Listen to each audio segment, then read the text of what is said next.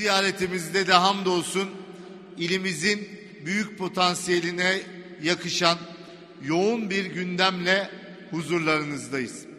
Sabah ilk olarak Türkiye genelindeki tüm teknoparkları Van 100. Yıl Üniversitesi Teknoparkı'nın ev sahipliğinde güzel şehrimiz Van'da bir araya getirdik. Ar-Ge ve inovasyon ekosisteminin başat aktörü olan teknoparkların geleceğini tartıştık. Van için yapabileceklerimizi hep beraber konuştuk. Şimdi buradaysa kadim şehrimizin üretim, istihdam ve ihracatına önemli katkılar sunan devasa yatırımların açılışını yapacağız. Yeni fabrikaların temelini atacağız. Ardından akşam üzeri de 7'den 77'ye tüm uzay meraklılarıyla Van'da ilk kez düzenlediğimiz gökyüzü gözlem etkinliğinde yine bir araya geleceğiz.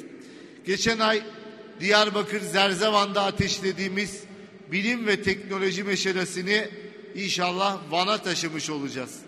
Böylece bir yandan şehrimizin ekonomik kalkınmasını hızlandırırken diğer yandan gençlerimizi bilim ve teknolojiyle buluşturacak kalkınma sürecini bu şehirde daimi kılacağız. Çünkü biz bölgemizin terörle, gözyaşıyla, acıyla değil, üretimle, teknolojiyle, daha da ötesi uzayla, gökyüzüyle anılmasını istiyoruz. Terör belasını bu topraklardan temizlemişken bir daha asla bu topraklarda karanlık günlere dönülmesine fırsat vermeyeceğiz. Yatırımlarla bölgemizi hak ettiği refaha kavuşturacak, geri kalmışlığın terör örgütleri ve yandaşları tarafından istismar edilmesine asla müsaade etmeyeceğiz.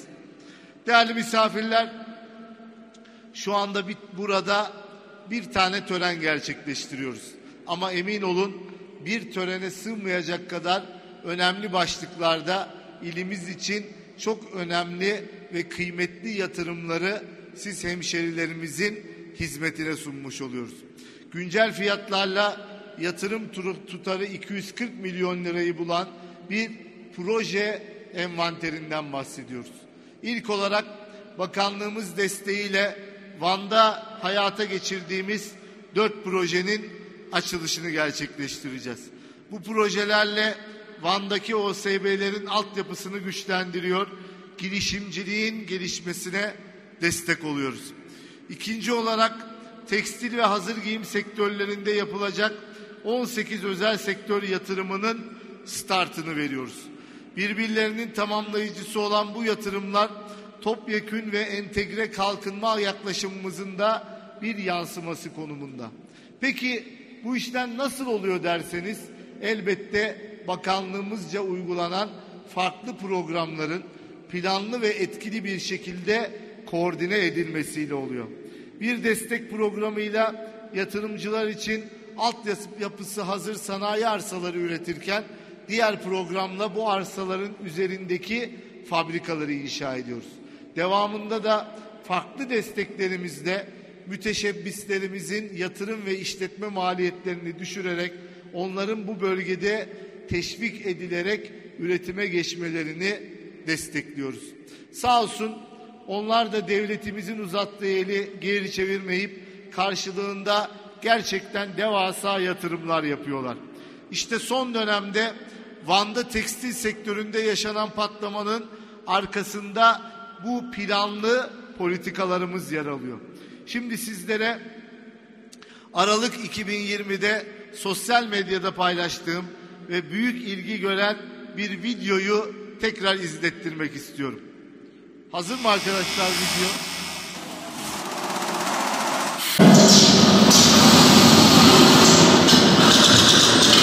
Sanayi ve Teknoloji Bakanlığı'na bağlı Doğu Anadolu Kalkınma Ajansı Cazibe Merkezlerini Destekleme Programı çerçevesinde Van'da Tekstil Kent Projesi'ni hayata geçirdi.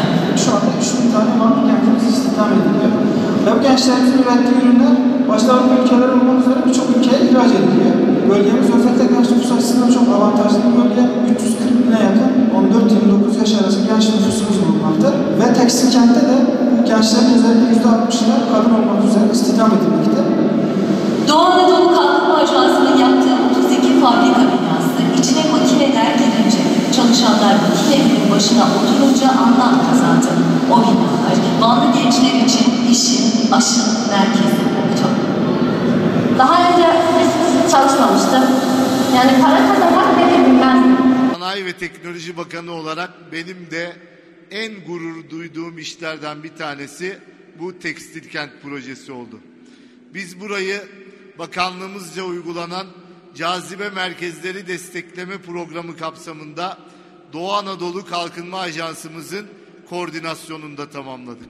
Bu programla görece dezavantajlı göç veren bölgelerde çekim merkezi niteliğindeki şehirlerin üretim, istihdam ve ihracat kapasitesini geliştirecek projeleri hayata geçiriyoruz.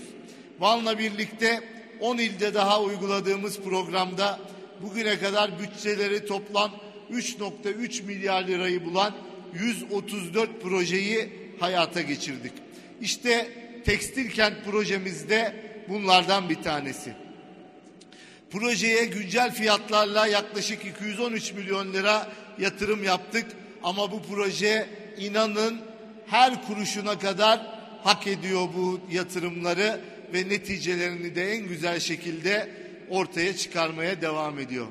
Terörden çok çekmiş bu topraklarda özellikle gençlere ve kadınlara umut ışığı olan, bölgenin gerçek potansiyelini ortaya çıkaran Tekstil Kent'le ilgili başlarda Ajans Genel Sekreterimiz de söyledi, farklı sorularla karşılaştık. Acaba bu bölgede bu işler tutar mı? Yatırımcı buralara gelir mi diye. Ama hamdolsun kurulduğu günden itibaren hızlı bir şekilde netice aldık ve buraları doldurmuş olduk. Şu anda Tekstil Kent'te 32 fabrika faaliyet gösteriyor. 3000'den fazla Vanlı kardeşimize burası istihdam sağlıyor. Zozan Hanım, işler iyi mi? Videodaki firma yetkilisi burada. İşler iyi gidiyor diye. İstihdam devam, üretim devam, ihracat devam mı? Maşallah. Tabii bu başarı yeni talepleri de beraberinde getiriyor. İstanbul'dan, İzmir'den büyük tekstil firmaları Van'da yatırım yapmak üzere kapımızı çalmaya başladılar ve devam ediyorlar. Hal böyle olunca biz de tekrar kolları sıvadık. Bu firmalar için yeni yatırım alanları oluşturmak üzere tekstil ve hazır giyim OSB projesini başlattık. Yine CMDB kapsamında desteklediğimiz bu projeyle Van Organize Sanayi Bölgesi içerisinde 42 hektarlık bir alanı tekstil ve hazır giyim kümelenme alanı olarak genişlettik. Şu anda içinde bulunduğumuz fabrikada aslında bu alanın içerisinde. Güncel fiyatlarla buranın altyapısına yaklaşık 40 milyon lira yatırım yaptık ve bölgenin altyapısını yatırımcılar için hazırladık. İnanın burası da o kadar hızlı bir şekilde doldu ki bugün itibariyle bölgedeki sanayi parsellerinin neredeyse tamamı yatırımcılara tahsis edilmiş durumda. Biz tabii sadece altyapıyı geliştirmekle yetinmiyoruz. Bu bölgede 6 fabrika binasını daha inşa ederek yatırımcıların hizmetine sunduk. Bu binaları da Gençlik ve Spor Bakanlığımızla birlikte uyguladığımız Çalışan ve Üreten Gençler Programı kapsamında yaptık. Geçen yıl başlattığımız bu programda 36 şehrimizde 175 tane fabrika binası inşa ediyoruz. Tekstil gibi emek yoğun sektörlere tahsis edeceğimiz bu kullanıma hazır fabrika binalarıyla inşallah geneli bölgede olmak üzere 70 bin gencimizin ve özellikle kadınımızın istihdam edilmesini sağlayacağız. İşte Van'da şu anda bir tanesinin içerisinde bulunduğumuz bu fabrika binası bu programın ilk somut çıktılarından bir tanesi. Buradakilere ilave olarak da Gevaş'ta ve Muradiye'de de birer fabrika binasını tamamladık. İnşallah onları da bu program sonunda yatırımcılarımıza tahsis edeceğiz. ve ülkenin güçlü firmaları buraya gelmiş olacak. Van şehrimize, güzel şehrimize kazandırdığımız projelerin ki bunların içerisinde OSB'nin altyapısı var, İskele bölgesinde yaptığımız güzel park var. Bunun yanında altyapısını tamamlayıp sanayicilerimize temel atma için hazırladığımız alanlar var. Ama bu gördüğünüz fabrika binası gibi yatırıma hazır projeler var. Tüm bu projeler şehrimize hayırlı uğurlu olsun. Şehrimizi en güzel şekilde kalkındırsın. Hem işverenlerimize hem işçilerimize bol bereketli kazançlar getirsin diyor. Kurdereyi kesiyoruz. Ya Allah, Bismillah. Van'da artık gençlerin ve kadınların istihdam diye bir sıkıntısı kalmasın istiyoruz. İşte bu atılan temellerle onların hepsinin üstesinden geleceğiz diyoruz. Ben özellikle bugün temel atan 10 firmamıza ve devamında gelecek firmalarımıza çok teşekkür ediyorum. Onların sayesinde şehrimiz, ülkemiz kalkınmaya devam edecek. Bu duygularla butona basıyoruz. Ya Allah, Bismillah.